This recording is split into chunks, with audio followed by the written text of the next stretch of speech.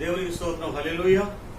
ప్రభునందు ప్రియులారా, ఈ సమయంలో దేవుని యొక్క వాక్యంలో నుంచి కీర్తన గ్రంథం 46వ కీర్తన మొదటి వచనం చదువుకుందాం. దానికంటే ముందు చిన్న ప్రార్థన చేసుకుందాం.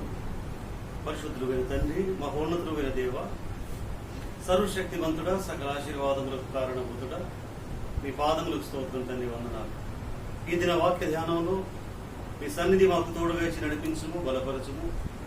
మీ కలవరి రక్తధారులను తండ్రి మాపై ప్రోక్షించి మీ వాక్యాన్ని వినుచున్న బిడ్డలందరికీ ఆయన ప్రభా వినగలిగినటువంటి మంచి మనస్సును గ్రహించే హృదయాన్ని దయచేయమని, ప్రభా మీ వాక్య సత్యములను మా హృదయంలో భద్రపరుచుకొని మీ చిత్తానుసారంగా నడిపించబడ్డ సహాయం చేయమని మమ్మల్ని అందరినీ మీ చేతులకు అప్పగించుకుంటూ మా ప్రభువును రక్షకుడైన యేసుక్రీస్తు ప్రభు వారి శ్రేష్టమైన నామములో ప్రార్థించి స్తుతించి వేడుకొనుచున్నాము తండ్రి.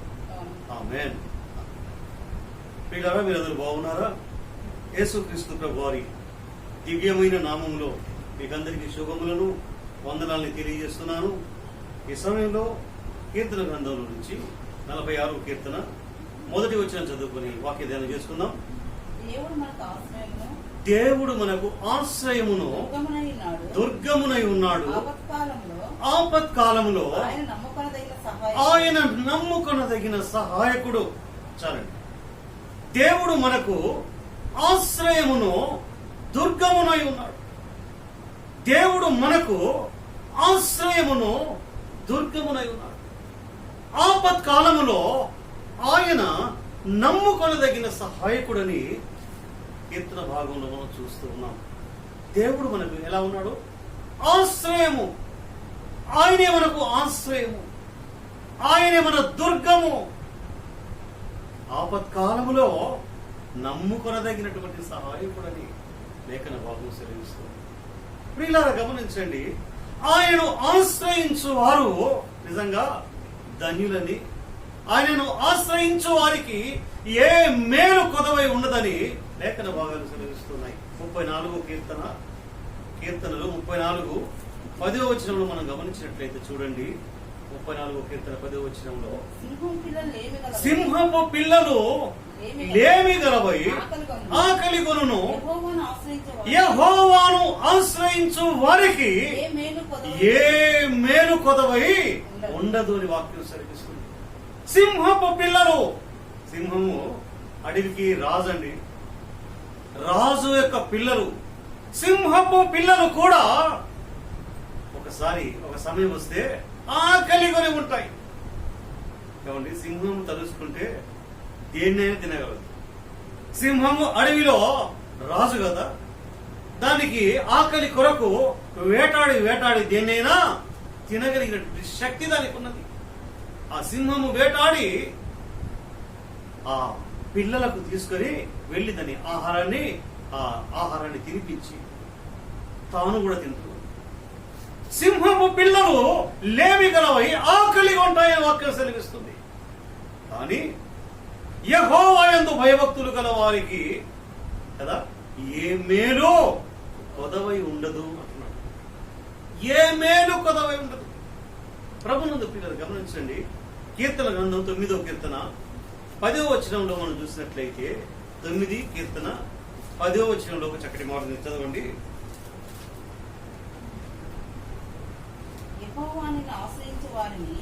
యెహోవా నిన్ను ఆశ్రయించు వారిని నీవు విడిచిపెట్టువాడవు కావు. సరండి. యెహోవా నిన్ను ఆశ్రయించు వారిని, యెహోవా నిన్ను ఆశ్రయించు వారిని నీవు విడిచిపెట్టువాడవు కావు. ఈ రోజు మనం ఎవరిని ఆశ్రయిస్తున్నాం? దేవుణ్ణి ఆశ్రయిస్తున్నామా? దేవుని మాట వింటున్నామా? ఆయనను మనం ఆశ్రయించినట్లయితే మనల్ని విడిచిపెట్టడు. ఆయన మనం ఆశ్రయించినట్లయితే ఆయన మనల్ని విడిచిపెట్టట్లేదు. ఆయన మీద మనము ఆనుకున్నట్లయితే మనకు సహాయం కలుగుతుంది. ఆయన మీద మనము నిరీక్షణ కలిగి ఉన్నట్లయితే, ఆయన మీద మనము ఆశ కలిగి ఉన్నట్లయితే మనము పొందుకుంటాం. మనం అడిగింది కదా, మనకు ఉన్నటువంటి అవసరతను తీర్చగలిగినటువంటి సమర్థుడైన దేవుడు మన దేవుడు. వీళ్ళని గమనించండి. ఆయనను ఆశ్రయించటం మంచిది కదా. 118వ కీర్తన 8-9 వచనాలు చెప్తాడు. 118వ కీర్తన 8-9 వచనాలలో దేవుని యొక్క వాక్యం ఈ రీతిగా ఉంది, చదవండి. మనుషులను నమ్ముకొనుట కంటే యెహోవాను ఆశ్రయించుట మేలు. రాజులను నమ్ముకొనుట కంటే యెహోవాను ఆశ్రయించుట మేలు. మనుషులను నమ్ముకుంటున్నారు ఈరోజు చాలా మంది. ఏమండి? అధికారులను నమ్ముకుంటున్నారు ఈరోజు చాలా మంది. మనుషులైన వారిని నమ్ముకొని మోసపోతున్నారు ఈరోజు చాలా మంది. ఏమండి?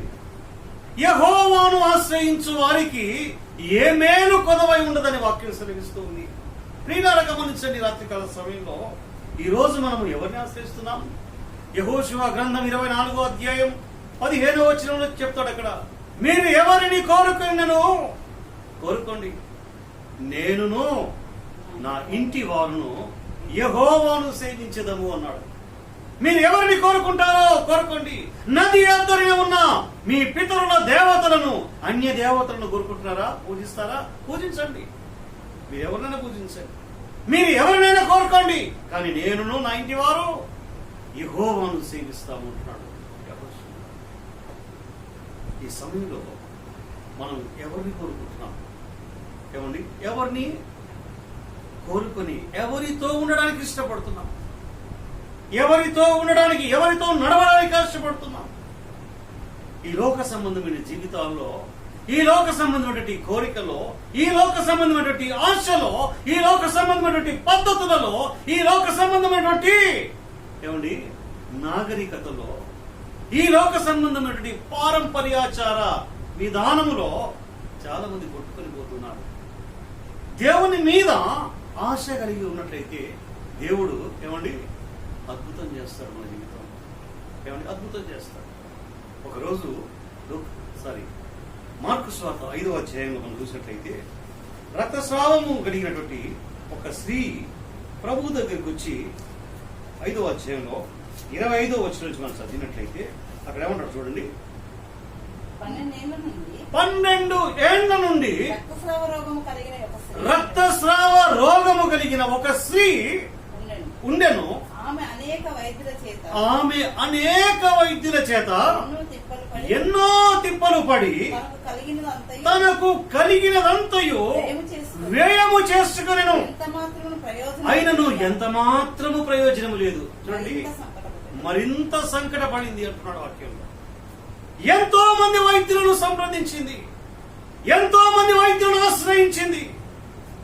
ఎంతో మంది వైద్యులను ఆశ్రయించినా తనకున్నటువంటి రోగము తగ్గలే, తనకున్నటువంటి బాధ తగ్గలేదు, తనకున్నటువంటి ఆ బాధ నివారణ కాలేదు అంటున్నాడు. తనకున్నదంతా కూడా వ్యయం చేసుకుంది, ఖర్చు చేసుకుంది. తన దగ్గర ఉన్న డబ్బంతా కూడా, ధనమంతా కూడా ఖర్చు అయిపోయింది. ఆ టైంలో, ఆ సమయంలో యేసుని గురించి విని ఏం చేసిందో తెలుసా? నేను ఆయన వస్త్రపు చెంగు మాత్రము ముట్టిన బాగుపడదు అనుకున్నది. చదవండి కింది వచ్చారు. ఆమె యేసును గూర్చి విని నేను ఆయన వస్త్రము మాత్రము ముట్టిన బాగుపడదు అనుకుని జన సమూహములో ఆయన వెనకకు వచ్చి ఆయన వస్త్రమును ముట్టెను. హల్లెలూయా, దేవునికి స్తోత్రం కలుగును గాక. ఎంతమంది డాక్టర్లను ఆశ్రయించింది, ఎవరెవరినో ఆశ్రయించింది. ఎక్కడికి వెళ్ళినా తనకు స్వస్థత కలగలేదు. ఎక్కడికి వెళ్ళినా ధనమైపోయింది, కానీ ఏమండి శరీరములో ఆరోగ్యం రాలే. డబ్బు ఖర్చు అయింది, కానీ ఆమెకు అనారోగ్యంగానే మరింత సంకట పడిపోయి ఇంకా ఇంకా లోపల కృషించిపోతూ ఉంది, నశించిపోతూ ఉంది. అటువంటి తరుణంలో యేసుక్రీస్తు ప్రభువారు ఆ మార్గం గుండా వస్తూ ఉంటే యేసుని గురించి విని ఆమె ఒకటే అనుకుంది, ఇంతమందిని వైద్యుల దగ్గరికి వెళ్ళాను, ఎవరు నన్ను బాగు చేయలేకపోయారు, నాకు కలిగినది మొత్తము ఖర్చు చేశాను, అయినా ఏమీ ప్రయోజనం లేదు. ఒక్కసారి యేసయ్యను ఆశ్రయించాలనుకున్నది.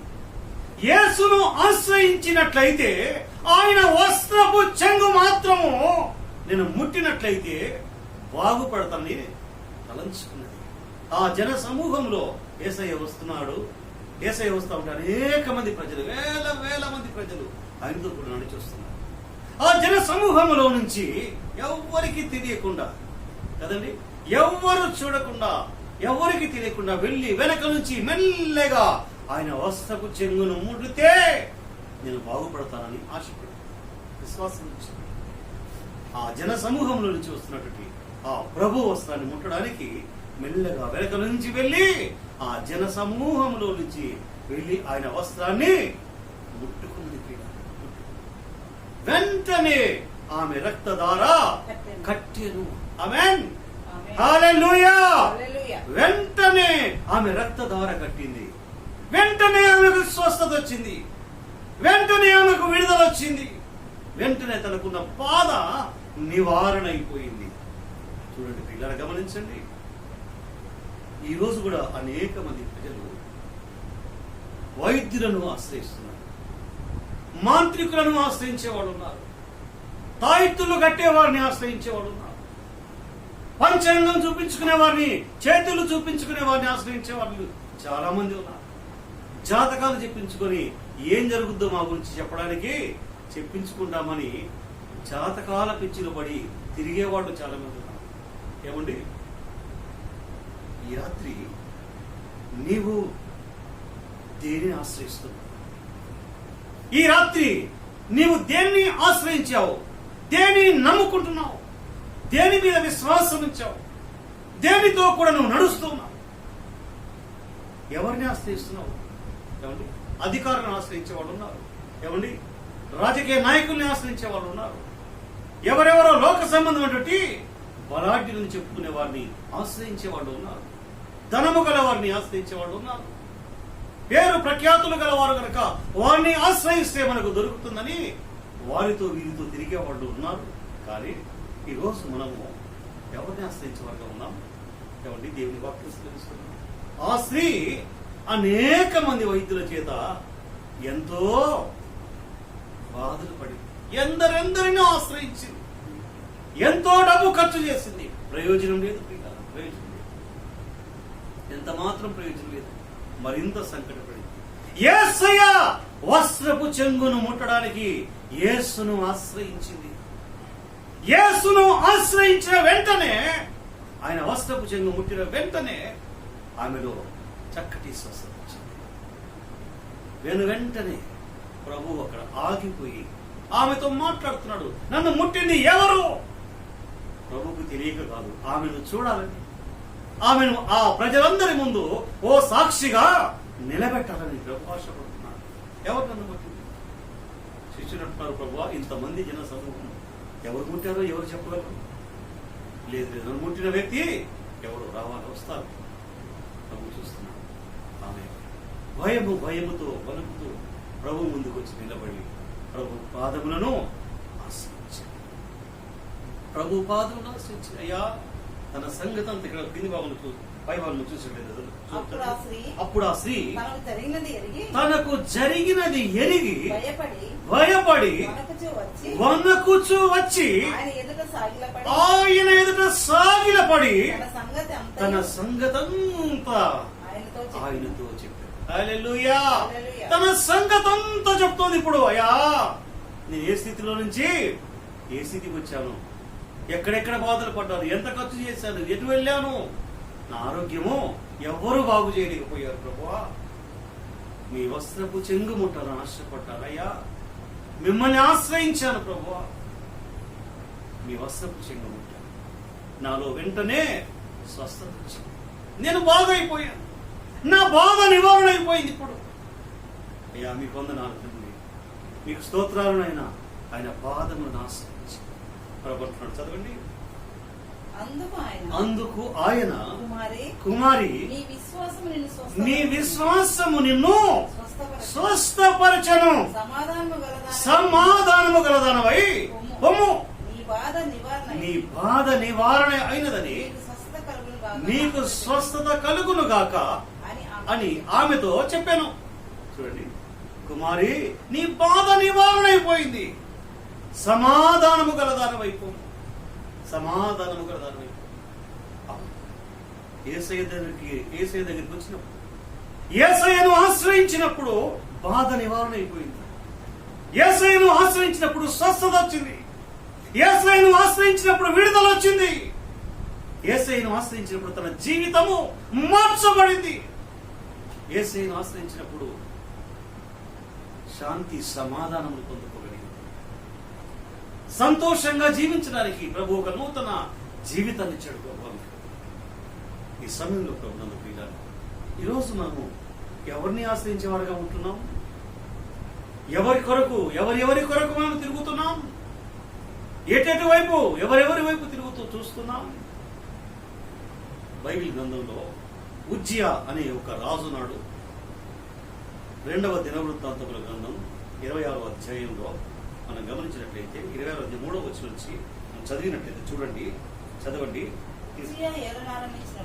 ఉజ్జియా ఏలనారంభించినప్పుడు 16 వాడై యెరూషలేములో 72 సంవత్సరములు ఏలెను.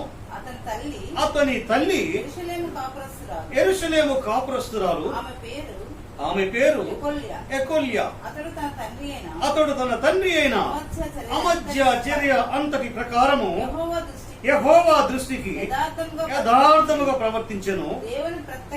దేవుని ప్రత్యక్షత విషయమందు తెలివి కలిగిన జకరియా దినములలో అతడు దేవుణ్ణి ఆశ్రయించెను.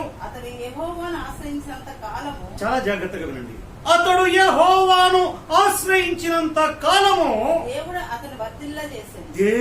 అతన్ని వర్ధిల్ల చేసెను. హల్లెలూయా, దేవునికి స్తోత్రం. యెహోవాను ఉజ్జియా ఆశ్రయించినంత కాలము దేవుడు అతనిని వర్ధిల్ల చేసెను. దేవుడు అతన్ని వర్ధిల్ల చేసెను. ప్రియులారా గమనించండి, దేవుడి సన్నిధి ఎప్పుడు మనతో ఉంటుందో అప్పుడు మనం వర్ధిల్లుతాం. దేవుణ్ణి ఎప్పుడైతే మనము ఆశ్రయిస్తామో అప్పుడు మనము దీవించబడతాం. ఇక్కడ చాలా బాగా దీవించబడ్డాడు. ఉజ్జియా బహుగా దీవించబడ్డాడు. బహుగా దీవించబడిన తర్వాత ఏమండి, చాలా మందిలో గర్వం వస్తుంది.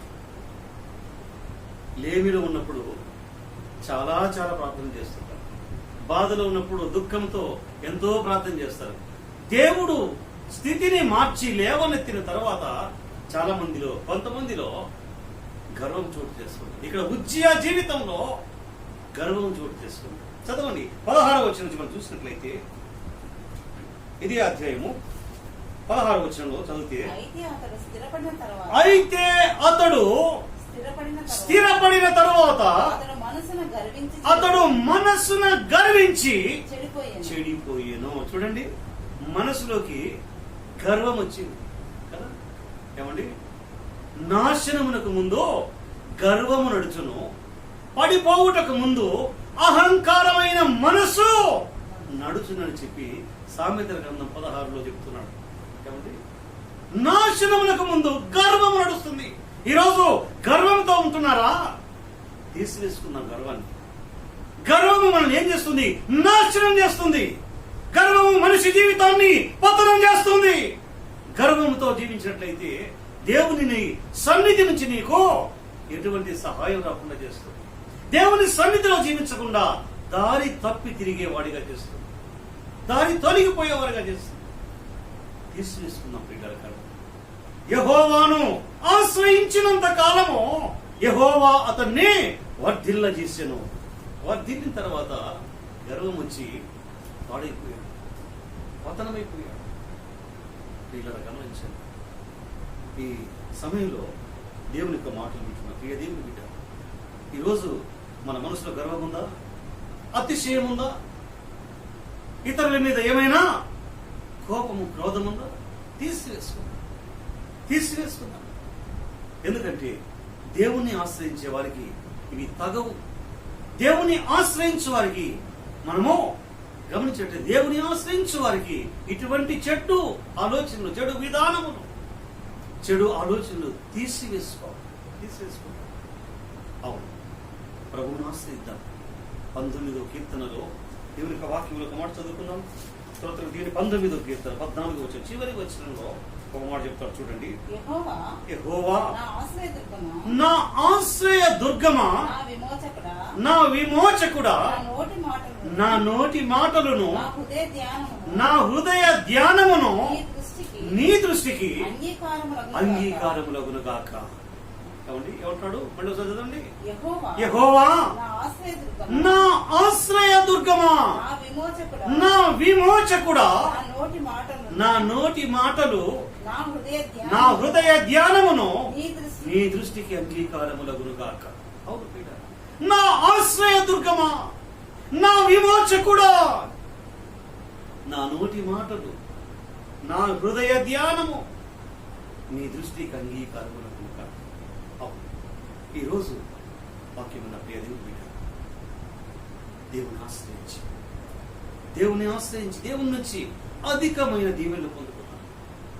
దేవుని ఆశ్రయించి దీవించబడే బిడ్డలుగా ఉందాం. దేవుని ఆశ్రయించి దేవుని సన్నిధిలో మనము బహు బలముగా ముందుకు సాగుదాం.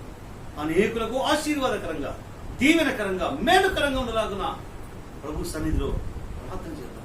రండి, మీరందరూ కలిసి దేవుని సన్నిధిలో కళ్ళు ఉంచండి. కళ్ళు మూసుకున్నాం, ప్రార్థన చేసుకున్నాం.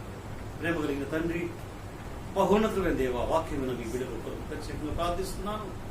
ఈ సమయంలో నేను మిమ్మల్ని ఆశ్రయించడానికి కృప చూపి నడిపించి మీరు బలపరచండి అయ్యా. మీ నుండి అధికమైన దీవెనలతో, ఆశీర్వాదములతో, మేలులతో మేము దీవించబడలాగున మీ కృప చొప్పున నడిపించమని, మీ నామమునకు మహిమ కలుగునట్లుగా మమ్మల్ని ఆశీర్వదించమని మీ కృపాహస్తాలకు మమ్మల్ని అప్పగించుకుంటూ మా ప్రభువును రక్షకుడైన యేసుక్రీస్తు ప్రభు వారి అత్యున్నతమైన నామమున ప్రార్థించి స్తుతించి వేడుకొనుచున్నాము తండ్రి.